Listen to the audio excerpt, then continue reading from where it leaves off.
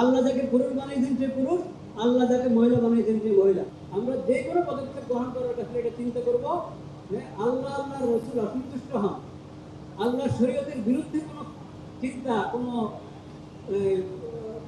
কোনো পদক্ষেপ চলে যাচ্ছে আমাদের, এটা যেন ভুলও না হতে পারে, সেটার জন্য খেয়াল করা এটা আমাদের বহুত বড় দায়িত্ব। একটা প্রসঙ্গ আমি একবারে সুনির্দিষ্টভাবে এই মজলিসে আজকে বলছি, যেহেতু সবাইকে পেয়েছি। এটা হলো আল্লাহ রব্বুল আলামিন আমাদেরকে বানিয়েছেন, হয়তো আমরা পুরুষ নয় মহিলা। যাকে আল্লাহ পুরুষ বানিয়েছেন সে পুরুষ, যাকে আল্লাহ মহিলা বানিয়েছেন সে মহিলা। মহিলা বলে বলবে না আমি পুরুষ, পুরুষ বলে বলবে না আমি মহিলা। এটা হারাম, আল্লাহর সৃষ্টির সঙ্গে যুদ্ধ।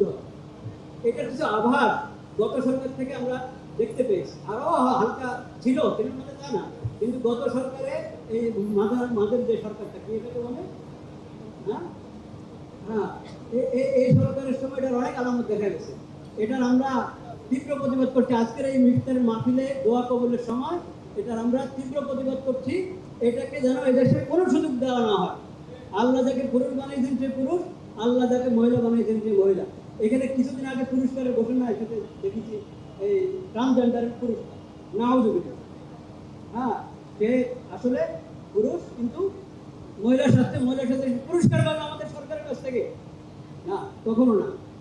মাননীয় প্রধানমন্ত্রীর তত্ত্বাবধানে যে সরকার, এই সরকার এখানে এই ধরনের কোনো পদক্ষেপ আমরা এটা কখনো গ্রহণ করবো না।